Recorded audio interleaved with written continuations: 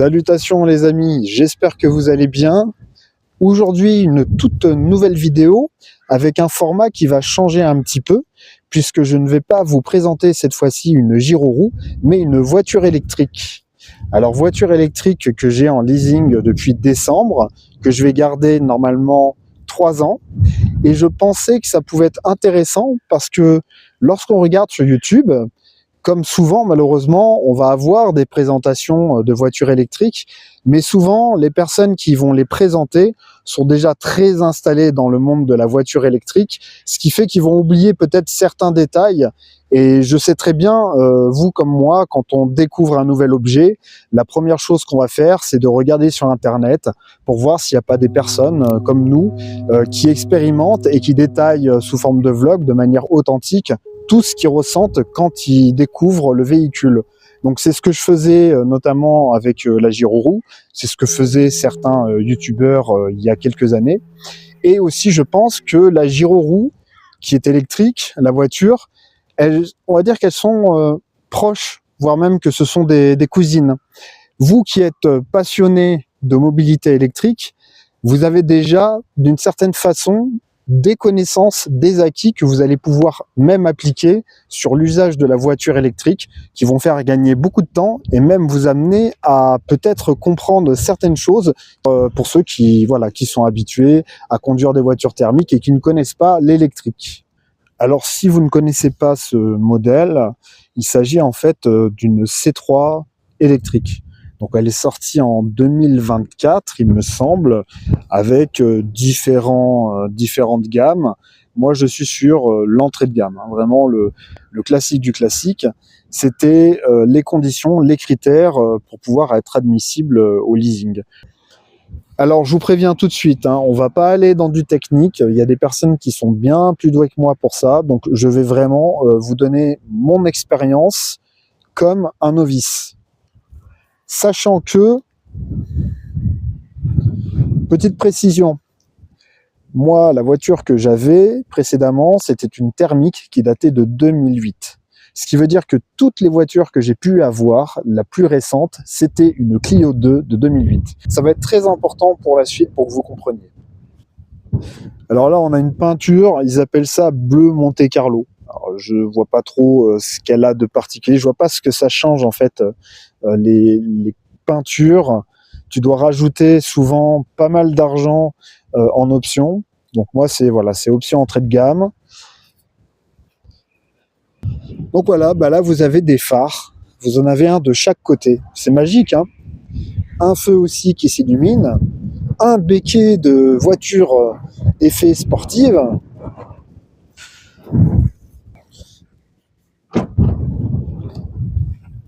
Oh mes aïeux, une gyroroue électrique dans ma Citroën électrique. Quelle surprise! Je fais très bien le jeu d'acteur. Et oui, parce qu'il va y avoir aussi un avantage, notamment dans la gestion de l'autonomie de la voiture, mais aussi la gestion des charges. Ça, c'est un cheat code qui va être très utile. Vous avez ici un câble. Je vous expliquerai à quoi sert ce câble. Mais en gros, ça permet de pouvoir charger plus facilement, trouver plus facilement d'endroits pour charger. Et avec une vitesse et puis un coût, c'est beaucoup moins cher, mais c'est beaucoup plus lent. Alors au niveau des capacités techniques de cette voiture, on a 44 kWh de batterie. 44 kWh, qu'est-ce que ça veut dire ? Alors on a des données, ils appellent ça en fait les normes WLTP. Elle est donnée pour faire 320 km. Mais comme vous le savez, c'est le même principe que la gyroroue. Ils annoncent, les constructeurs, des autonomies, mais elles sont testées, les voitures, dans les meilleures conditions. Et puis ça dépend de la température. Sachant que la batterie, c'est une LFP. Alors LFP... apparemment c'est pas mal, ça permet de pouvoir charger la voiture souvent à 100%, voire même la batterie adore ce type de charge. L'inconvénient, c'est que en hiver, vous allez avoir une grosse perte d'autonomie, je pense de 25-30% quand on est en dessous du 0 degré. Et le souci, c'est qu'en fait, elle n'a pas de préconditionnement. Préconditionnement, en gros, c'est la voiture qui va faire chauffer la batterie pour qu'elle soit à la bonne température pour pouvoir charger. Alors, je vais vous montrer à quoi ressemble le capot. D'ailleurs, ça va être la première fois que je l'ouvre.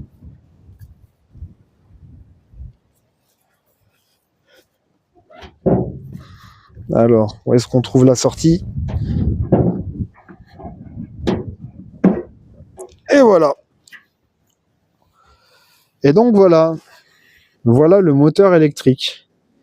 Ah, vous trouvez pas quand même qu'il y a c'est très proche en tout cas visuellement, d'un moteur thermique, mais sauf que c'est une centrale nucléaire. Non, je déconne. Et là, on m'a dit en gros qu'il fallait éviter de toucher tous les câbles. J'imagine qu'il doit y avoir des tensions, des hauts voltages assez impressionnants.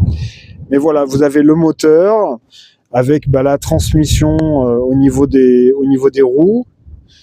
Et en termes d'entretien, vous pouvez faire les niveaux de liquide de lave-glace. Là, ça doit être peut-être le liquide de frein, la direction, non, peut-être le frein. Enfin, grosso merdo, je suis nul en mécanique, mais voilà, c'est très peu coûteux en entretien. Et le capot fait 50 kg. En parlant de kilos, la voiture, elle pèse 1,5 tonne. C'est un petit gabarit à la base. Donc je peux vous raconter qu'il y a une semaine, quand il a neigé, j'ai énormément galéré pour aller chercher mes enfants. Ça descendait à pic et tu sentais bien qu'il y avait une grosse inertie, sauf que sur une voiture électrique, il n'y a pas de frein moteur. Tout se joue avec la pédale. C'est-à-dire que quand vous accélérez, ça avance. Quand vous lâchez la pédale, c'est le frein moteur, en tout cas le frein génératif, qui se met en route. C'est le même principe que vous avez sur la gyroroue. Sauf que c'est super chiant parce qu'on ne peut pas doser ce freinage génératif. Il y a certes deux modes, mode doux, mode dur, mais quand on est dans une descente en voiture électrique, eh ben, ça peut créer des dangers. C'est-à-dire qu'on peut se retrouver à déraper dans un virage parce qu'on a activé, on a le frein génératif et il est trop violent par rapport à ce qu'on aurait pu donner, par exemple, comme vitesse en étant sur la seconde sur une voiture thermique.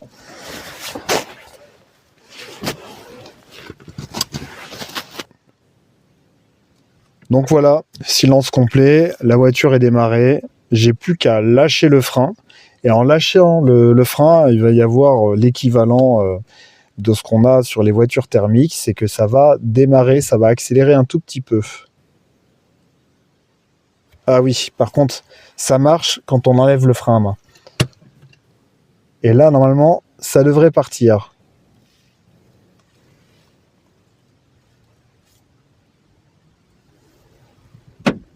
Alors la voiture, elle est très haute, Ils l'ont faite façon, comment on appelle ça, les dusters. Donc elle est très haute sur pattes. Et ça, c'est très agréable. Ça permet, je dirais, de passer un peu partout, même dans les chemins.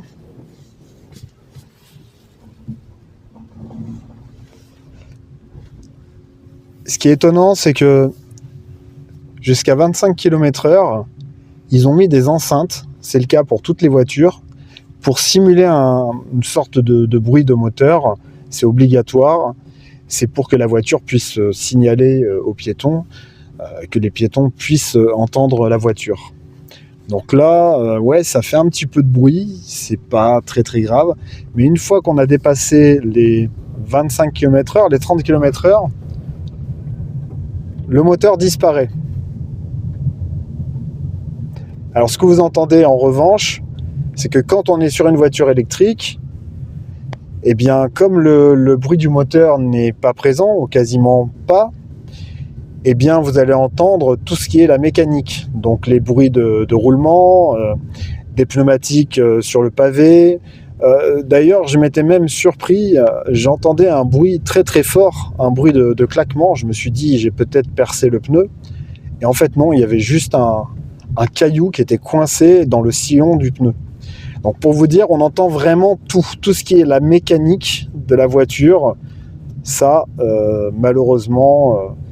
Après, moi je trouve que c'est une chose qui peut être positive, parce que souvent quand on est en voiture thermique, on peut pas vraiment trop détecter s'il y a une panne, enfin s'il y a un problème mécanique sur la voiture, puisque le bruit du moteur le camoufle. Là, je peux vous garantir que si j'ai le moindre pneu percé ou si j'ai le moindre problème de direction, je le sentirai. La voiture, elle se conduit très très bien.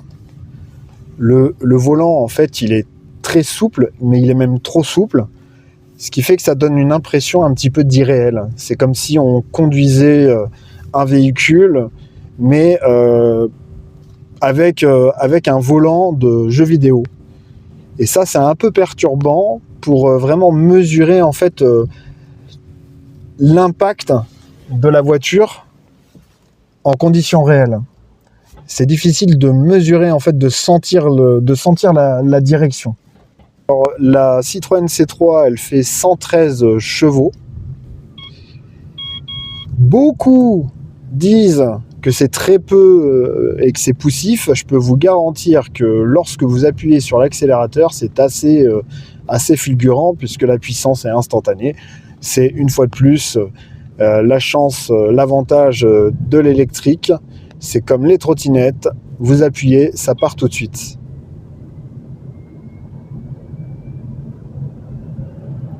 Hop là! Et ben de quoi quand même secouer un peu. Les utilisateurs de Tesla doivent bien rigoler.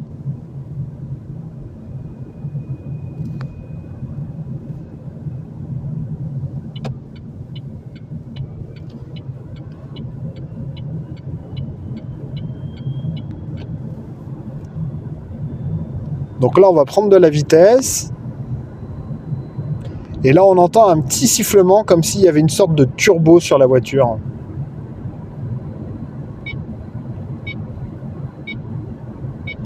Et là, le bip qu'on entend, c'est qu'il y a des caméras à l'avant, mais vous devez connaître sans doute que c'est sur les voitures thermiques. Moi, je découvre. Hein. C'est des bips qui reconnaissent les panneaux. Et sur ce véhicule, en fait, qu'est-ce qu'on a? On a la reconnaissance des panneaux, le maintien de la voie. Alors, c'est seulement le volant qui va se mettre à corriger la trajectoire si on déborde sur une ligne. Quand j'ai utilisé la voiture pour la première fois, j'ai cru que j'allais me foutre dans le décor. Je ne comprenais pas parce que je sentais que le volant était en train de bouger. Donc, je pensais que j'allais déraper. J'ai découvert aussi le SP. Le SP également très perturbant. J'ai cru que j'étais en train de déraper et de perdre le contrôle du véhicule parce que la voiture estimait qu'il fallait qu'elle me remette sur la trajectoire. Alors ça, c'est tout un tas de technologies. Je trouve que c'est très perturbant. J'ai même encore du mal à m'y faire. Tout simplement parce que tout ça mis bout à bout, avec la direction qui est très souple, le silence du moteur, on se retrouve sur des véhicules où on a l'impression de plus trop avoir un feedback analogique, si je puis dire. Donc on va prendre de la vitesse, mais on va pas sentir la vitesse. On va prendre les virages à une certaine vitesse. On va jamais sentir en fait là où pourrait être la perte d'adhérence. Il y a très peu en fait de retour analogique, en fait de retour entre la route et le conducteur quand il est au volant. Et ça, c'est très perturbant. Je pense que c'est une question d'habitude. Et je crois que de toute manière, qu'on soit sur des voitures thermiques ou électriques, ces options-là de sécurité sont obligatoires maintenant.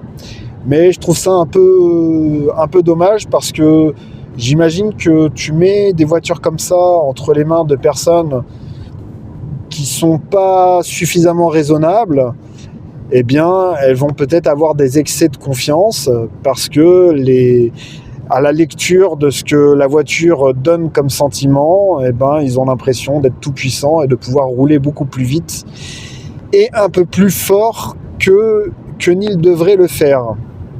Pour revenir aux freins régénératifs, Il n'y a pas que des points négatifs. Là, je vous parlais d'un cas de figure qui était particulier. C'est vrai qu'une voiture électrique, c'est lourd. Et sur un système comme ça, où on ne peut pas jauger au kilomètre-heure près pour monter une côte ou pour essayer de gérer une descente enneigée, il y a toutefois quand même des avantages. C'est d'ailleurs, vous qui conduisez en électrique, les gyroroues, vous savez combien la gestion de l'autonomie est importante. Et par exemple, vous allez pouvoir jouer en descente sur la régénération de l'énergie de votre gyroroue. C'est un petit peu pareil, mais c'est encore plus ludique. Il y a vraiment quelque chose qui est même un peu comme si on jouait à un jeu vidéo, c'est-à-dire d'essayer d'anticiper le plus possible pour ne pas avoir à utiliser le frein. Et à vrai dire, quand on s'y fait, il s'avère que le frein, je ne l'utilise quasiment pas. Donc ça veut dire que là, on est sur du one pedal, en quelque sorte, c'est comme ça qu'on l'appelle. Et donc là, vous allez voir, j'ai le mode régénération maximale, enfin c'est le mode 1, quoi, le mode non dégradé. Et quand on va arriver à l'entrée de la ville, je vais relâcher et naturellement, la voiture va descendre et arriver à la vitesse attendue. Et en plus de ça, tu recharges un petit peu.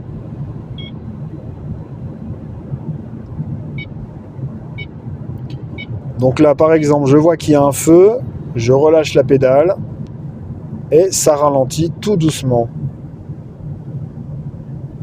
Ce qui permet vraiment de tout anticiper avec l'habitude. Voilà, donc l'exemple même, là j'anticipe. Je lâche l'accélérateur et là je sens le frein qui se met en place et j'arrive à peu près au panneau aux 50 km/h demandé. C'est exactement la même chose lorsque vous arrivez à un rond-point. Donc la conduite, effectivement, elle est vraiment confortable. Il y a beaucoup moins en fait d'éléments à calculer, à faire que sur une voiture manuelle. Et c'est vrai que j'ai l'impression que quand je conduis la voiture, je suis beaucoup plus reposé. Donc comme vous pouvez le voir sur le compteur, en fait, il y a 3 sortes de jauges. Une jauge charge qui sert en fait à la génération, ça indique que la voiture récupère de l'énergie. Ça, c'est la zone éco. La zone éco, c'est très addictif. C'est un peu, on se prend au jeu à essayer de faire le plus d'économie possible, de moins consommer. Là, je lâche l'accélérateur et hop, la barre de charge se met en place, ça régénère et ça freine la voiture.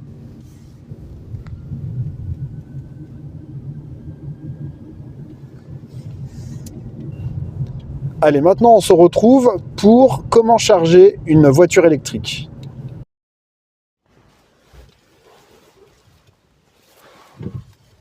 Alors, on va d'abord choisir une borne électrique qu'on appelle une borne au courant alternatif. Et vous allez comprendre pourquoi je vous ai montré le câble précédemment.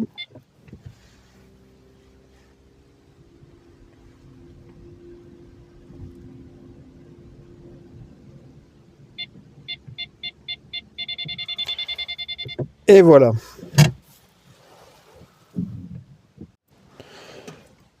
Alors là, vous pouvez voir le pourcentage, je suis à 83%.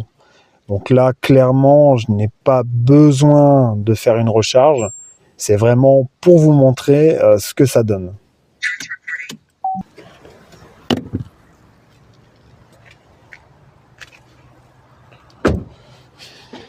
Donc, le fameux câble dont je vous avais parlé au départ, il est là. Donc c'est un câble en fait qui est livré quand vous achetez la voiture. C'est un câble qui permet de se brancher sur ce type de borne au courant alternatif. Donc en général, quand vous achetez une voiture, il est souvent livré avec. Et c'est un câble qui va envoyer du 7 kW au 100 kWh, je ne sais plus. Et je vais vous montrer donc comment on installe ça. Alors première chose à faire en premier, voilà, on enclenche cette partie-là. On récupère le câble. Alors bien entendu, Il est emmêlé pour cette vidéo.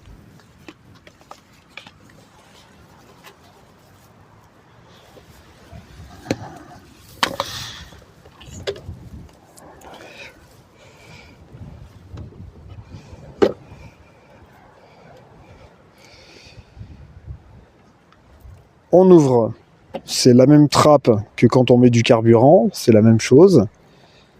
Hop, mais on va ouvrir que ce cache-là.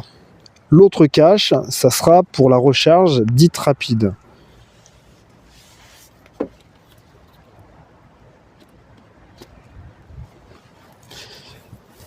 Alors il y a plusieurs façons de payer. Alors là, je suis sur une borne Lidl. Donc vous pouvez utiliser l'application Lidl. Ou alors un badge, c'est ce que j'ai moi, c'est un badge qui permet de charger sans avoir à trop se poser de questions, un compte à créer et ensuite on a juste à passer le badge. Voilà. Et là, on branche la voiture.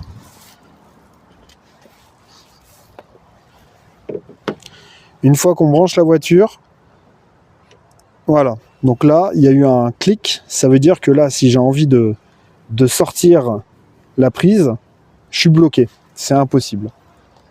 Et normalement, quand la charge a débuté, vous avez sur le tableau de bord le niveau de batterie qui est indiqué et le temps de charge avant d'arriver à 100%.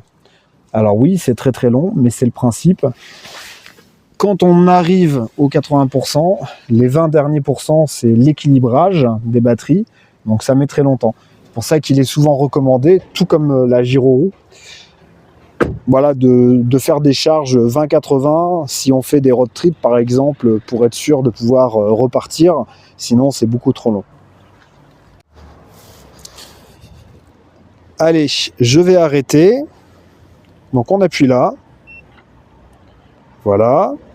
Donc là, il y a un petit sablier qui se met en route, qui indique en gros qu'il faut débrancher cette prise-là. C'est bon.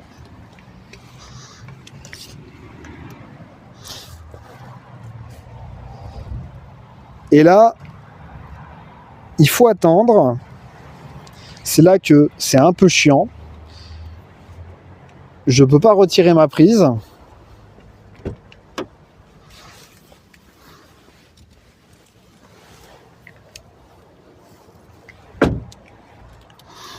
Et voilà. Donc là, on peut récupérer le chargeur. On se retrouve le lendemain. Je suis vraiment désolé. Malheureusement, j'avais plus assez de batterie, donc du coup la vidéo a coupé. Mais c'est pas grave, c'est plutôt une bonne chose puisque aujourd'hui, je dois faire 140 km environ. Je dois amener mes enfants en Charente chez les beaux-parents et puis en plus je dois faire une étape à Verneuil-sur-Vienne. Donc ça va être l'occasion pour vous de voir ce que ça donne sur un trajet plutôt important, enfin tout à fait raisonnable. Et c'est pour ça que vous allez pouvoir voir aussi au fur et à mesure comment on va gérer les charges de la voiture. Alors là, je suis à 71% de batterie. Je vais faire une petite charge rapide au Lidl. Lidl, pour savoir, on est sur un chargeur rapide à 39 centimes environ le kilowattheure. Donc on va faire ça. Donc juste l'équivalent de 10 minutes, hein, histoire de monter à peu près à 80% de batterie. Je vous expliquerai pourquoi. Parce que j'ai déjà plus ou moins planifié mon itinéraire. Allez, on se retrouve après la charge. Alors voilà, du coup, j'ai pas vraiment eu le temps de vous filmer. Donc la petite différence, c'est qu'en fait, avec un superchargeur qu'on appelle un CCS, vous avez deux parties en fait qui se branchent. Ça permet d'avoir une vitesse de charge plus importante.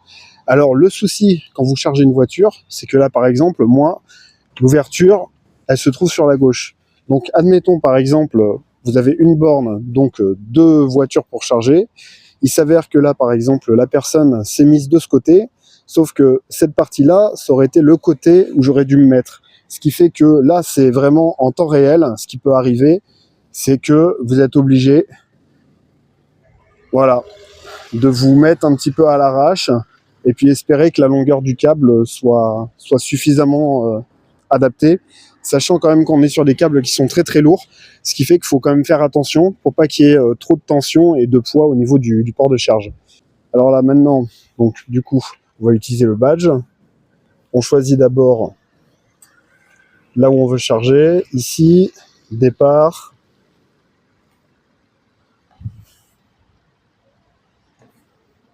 Alors charger. Tac. Donc là, c'est bien indiqué, on est sur du 60 kWh. Bonjour monsieur. Donc 60 kWh. On va être sur à peu près, à mon avis, on sera sur 10 minutes pour arriver de 71 à 80%. Même plus rapidement que ça. Allez, ben, je vous reprends une fois que je suis à 80%. Et après, bah, on ira chercher ma fille à Saint-Martin-Térésus. On ira directement à Verneuil-sur-Vienne. Et puis, je vais vous faire un petit point pour vous expliquer ce que le planificateur indique.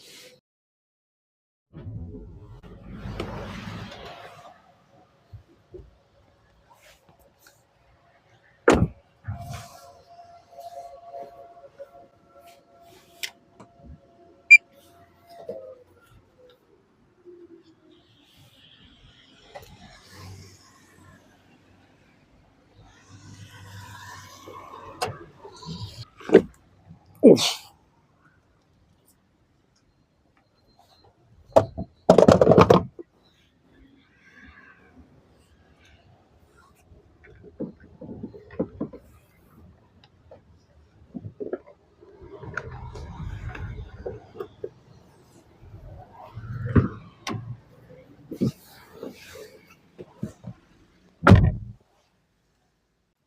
Alors, nous avons fait une charge de 71% à 80%, donc on n'aura pas mis longtemps, hein, peut-être 5 minutes. Et je vais vous montrer ce que ça donne, parce que j'ai utilisé le badge ChargeMap. Vous savez, c'est un agrégateur, en quelque sorte, de toutes les bornes. Eux, en gros, ils rachètent aux bornes un certain prix du kilowatt. Je sais pas trop comment ça se passe, je suis pas un expert non plus. Et voilà. Et ça permet de pouvoir. Alors, je n'étais pas sur la bonne application. Ça permet en temps réel, en fait, de retrouver ces charges. Donc là, on arrive sur l'application e-route, donc qui est le planificateur des véhicules Citroën. Voici mon itinéraire. Donc là, on a 125 km. Et avec 3 arrêts, attention, hein, ces 3 arrêts, c'est les différentes étapes que je dois faire pour aller déposer mes enfants chez les beaux-parents. Et nous avons d'indiquer aucune recharge nécessaire. Là, on sait que le planificateur, dans ce qu'il nous dit, c'est que les 125 km, la voiture pourra les faire.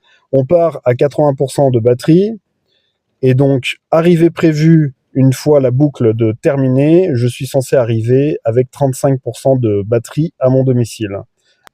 Alors, ce qu'on va faire, c'est qu'on va pousser, par exemple, le minimum de pourcentage que je veux avoir une fois que j'arrive à mon domicile. Ce qui va changer complètement avec l'algorithme et qui va me pousser, qui va me proposer une borne à recharger. Eh bien, ça va me proposer le Tesla superchargeur de Limoges. Ça m'indique combien de temps je dois charger la voiture pour arriver chez moi à 50%.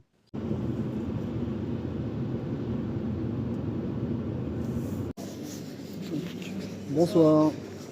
Merci, la 5 à droite. Merci beaucoup.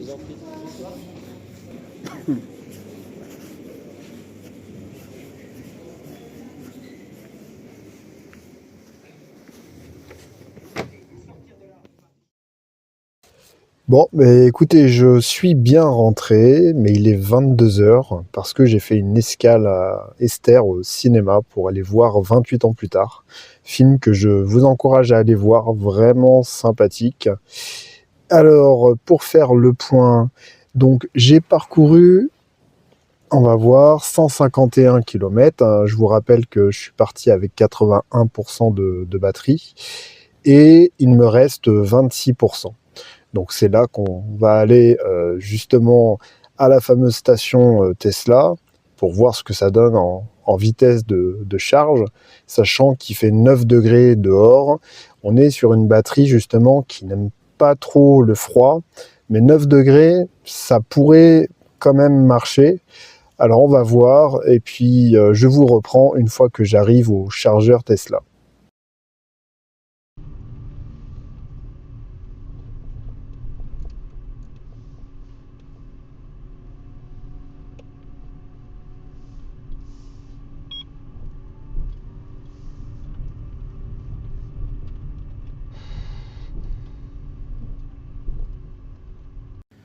Bon écoutez, je suis vraiment désolé, hein, il y a eu un bug au niveau du micro-cravate, ce qui fait que j'ai pas pu enregistrer toutes les vidéos, j'ai vraiment la poisse.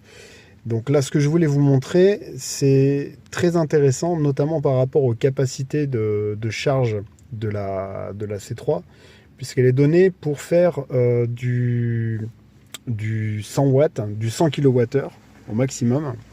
Alors c'est dommage, j'ai pas eu la possibilité de vous le montrer, mais elle était montée en gros à peu près à 75 kWh, ce qui est vraiment bien, sachant qu'on est quand même sur une température de 9 degrés. Donc ça fonctionne plutôt bien. Là, c'est normal, on arrive à 62%, donc il y a une sorte de courbe. Ça va toujours être plus rapide au début. Vous connaissez, de toute façon, c'est la même chose avec les gyroroues. Voilà, et puis vous avez donc sur l'application, bien entendu, la charge en cours. Alors si je clique dessus, est-ce que je peux avoir des informations supplémentaires? On va voir. Oui, voilà, donc c'est très intéressant. Ça donc du coup indique la vitesse actuelle. C'est plutôt bon. Alors on est sur 0,31 centimes le kilowattheure. Ce qu'il faut savoir, c'est que c'est vraiment un prix très bas. Par exemple, si vous chargez sur une borne Lidl, que je reprends souvent, puisque c'est un peu la borne où je charge depuis mon domicile, on est tout de même sur 39 centimes. Donc lorsque vous faites le comparo, vous faites par exemple 1000 km mensuels, bah, c'est pas déconnant finalement de prendre l'abonnement à 11,99 € de chez Tesla. Parce que si vous avez à proximité des chargeurs, bah, vous allez faire des économies. Donc on va voir également depuis combien de temps. Voilà. Donc là, j'ai pris en gros en 28 minutes. Alors c'est pas non plus foudre de guerre, mais j'étais quand même à 25%. Donc on est passé de 25% à 65% en 28 minutes. Mais dans la réalité, si vous avez envie de charger votre voiture jusqu'à 80%, il faudra quand même toutefois une immobilisation, je pense, de facilement 35 voire 40 minutes. Tout dépend bien entendu bah, de la météo, de la température. Si vous allez vous charger en été, euh, vous aurez des températures qui seront bien plus clémentes et donc vous pourrez monter beaucoup plus haut. C'est le principe de cette batterie WLTP qui est assez atypique, mais souvent qui est plutôt demandée, notamment pour ses capacités de longévité. Hein, on va être sur du nombre de cycles beaucoup plus long. Et puis aussi de pouvoir charger à 100% régulièrement sans que ça porte préjudice à la batterie, contrairement aux batteries lithium classiques.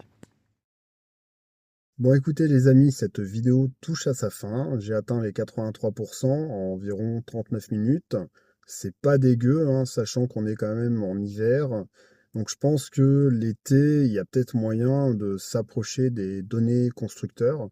On est quand même sur du WLTP, mais on peut considérer que dès qu'on est au-dessus du 0 degré, là pour le coup il fait 9 degrés, ça peut marcher suffisamment pour qu'on puisse conduire avec un certain confort et sans vraiment trop attendre longtemps. Écoutez, eh bien, voilà, c'était une vidéo qui sortait un petit peu de l'ordinaire. Je trouvais que c'était intéressant, vu que voilà, je suis propriétaire, entre guillemets, en tout cas pour 3 ans, d'une voiture électrique. Et sans doute que bah, quand des personnes font de la gyroroue électrique ou de la trottinette électrique, et j'en passe, ont déjà un pied en quelque sorte dans ce milieu. Et je me disais, bah, peut-être que ça pourrait être sympa de faire un retour d'expérience, hein, de novice comme moi. Et puis voilà. Et puis si vous avez des questions, bien sûr, n'hésitez pas à les mettre en commentaire, je me ferai un plaisir d'y répondre. N'oubliez pas, c'est toujours important de mettre un petit like sur ma vidéo et surtout, si vous tombez sur ma vidéo et qu'elle vous intéresse, qu'elle vous plaît, vous vous abonnez. Ben, pour moi, c'est très important et puis pour vous, ça coûte pas grand-chose. Allez, salutations les amis!